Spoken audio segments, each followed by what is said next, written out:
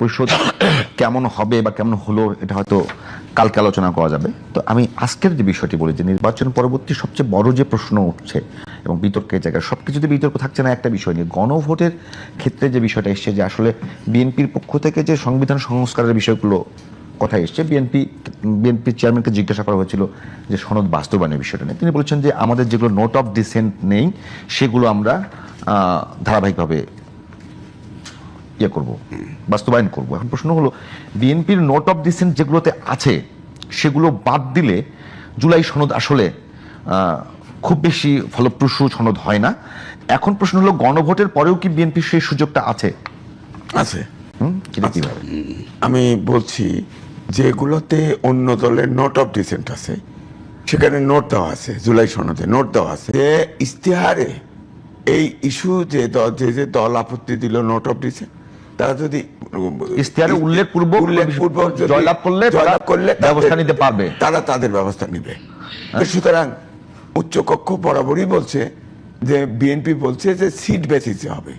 আর জুলাই সনদে প্রধানমন্ত্রীর যে মেয়াদ সেখানে দুই টার্ম, সেখানে বিএনপির নেই, আপত্তি করে নাই। আর যদি বলছি উচ্চ কক্ষের বিষয়ে, হ্যাঁ উচ্চ অনেক জায়গায় সংখ্যানুপাতিক নিয়ে আমি বোঝার জন্য এরপরে রাজ্যকে আমি আপনাকে, আমার কাছে আছে, আমি আপনাকে দেখাচ্ছি ডকুমেন্ট, তাহলে আপনি পরিষ্কার বুঝবেন, একদম পরিষ্কার। ওকে, হ্যাঁ আপনি দেখেন, আমি বলতেছি উচ্চ কক্ষ দেখেন। হ্যাঁ উচ্চ কক্ষ, এই যে উচ্চ কক্ষ গঠন, মূল কথা আছে 18 নম্বর অনুচ্ছেদে আছে, নিম্ন কক্ষের নির্বাচনে প্রাপ্ত ভোটের সংখ্যানুপাতিক প্রতিনিধিত্ব পদ্ধতিতে উচ্চ কক্ষের 100 জন সদস্য নির্বাচিত হবে। পাশে কি লেখা আছে? আচ্ছা, পাশে হলো সবগুলো দল, 24টি দল একমত।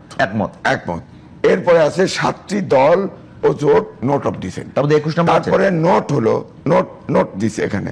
অবশ্য কোন রাজনৈতিক দল বা জোট তাদের নির্বাচনী ইশতেহারে উল্লেখপূর্বক যদি জনগণের ম্যান্ডেট লাভ করে তাহলে তারা সেই মতে ব্যবস্থা গ্রহণ করতে পারবে। ওখানে কি 21 নম্বর আছে?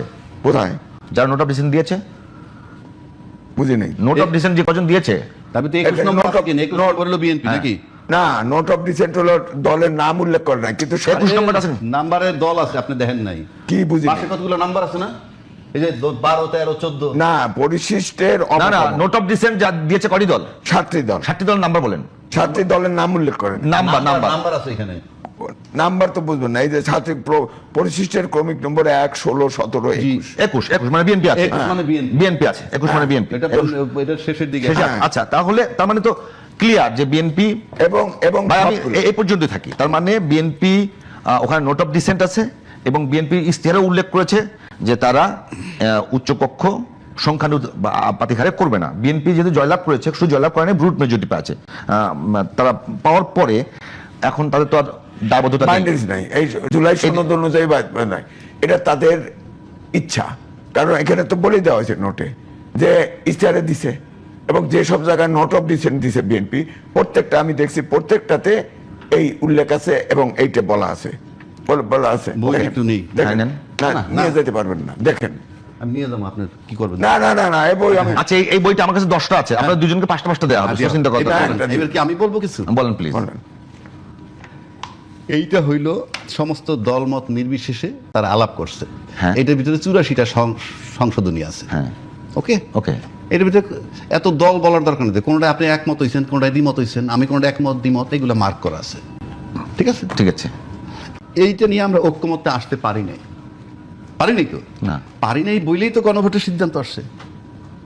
গণভোট তো এমনি আসতো না, এইখানে যদি সবাই এগ্রি করে ফেলতে পারতো এই দলগুলা,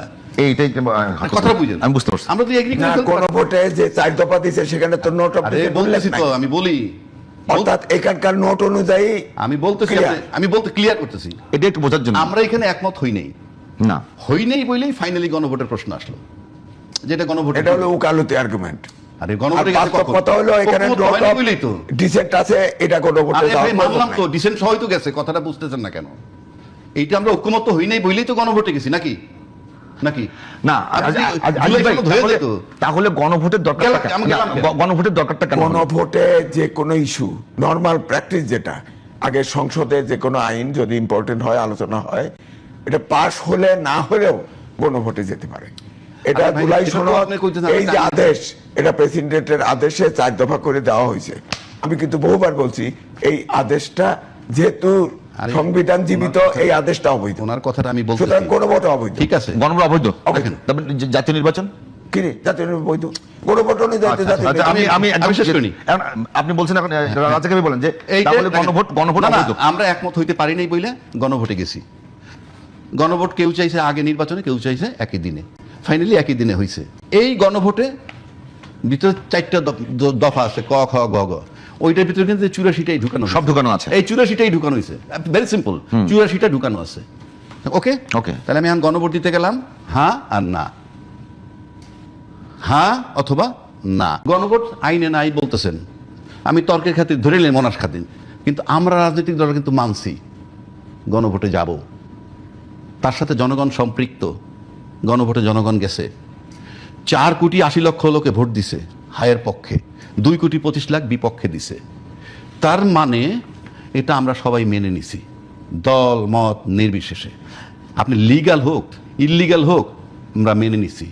এবং তারেক রহমান সাহেব গণভোটের পক্ষে ভোট দিতে বলছেন। I am paying respect to him, salute জানাই তাকে।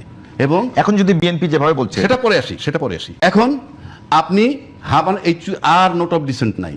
গণভোট যখন হয়েছে, এখানে নোট অফ ডিসেন্ট, আপনি হয় গণভোট টাচ করলে এটার পক্ষে থাকবেন, টাচ না করলে অন্য কথা। এইবার আসেন দলীয় ম্যানিফেস্টো। তাদের একটা দলীয় ম্যানিফেস্টো দিছে। দলীয় ম্যানিফেস্টো তো শতভাগ জনগণের নয়, তর্কের খাতিরে ধরে নিলাম। ওনারা যতগুলি ভোট পাইছে অত পার্সেন্টই তর্কের খাতিরে ধরলাম। আপনি তো আমার উপরে চাপাইতে পারবেন না, আপনার তো দলীয় ম্যানিফেস্টো, এটা তো বিএনপির রাজনৈতিক ইশতেহার। সুতরাং জনগণের জন্য আপনাকে এটার মূল্যায়ন করতে হবে।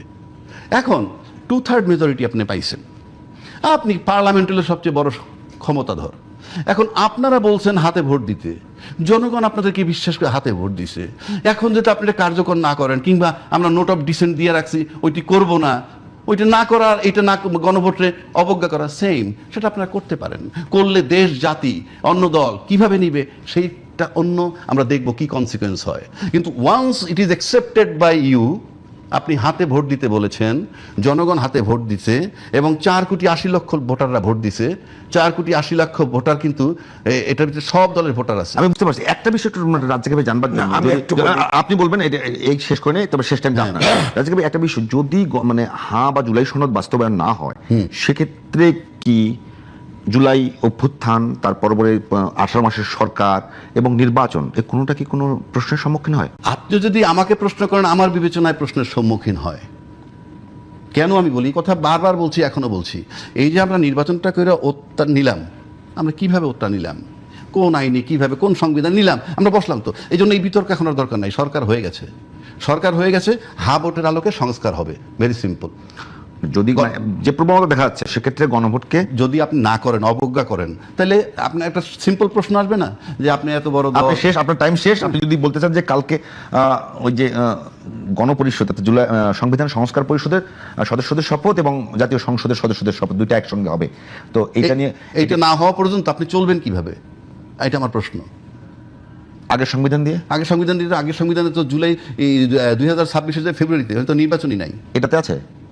এটা সংস্কার আপনি ঢুকলেন, এই যে এখন আপনার গণপরিষদ হিসেবে কাজ করেন, কিংবা সংবিধান সংস্কার পরিষদ হিসেবে কাজ করেন, কইরা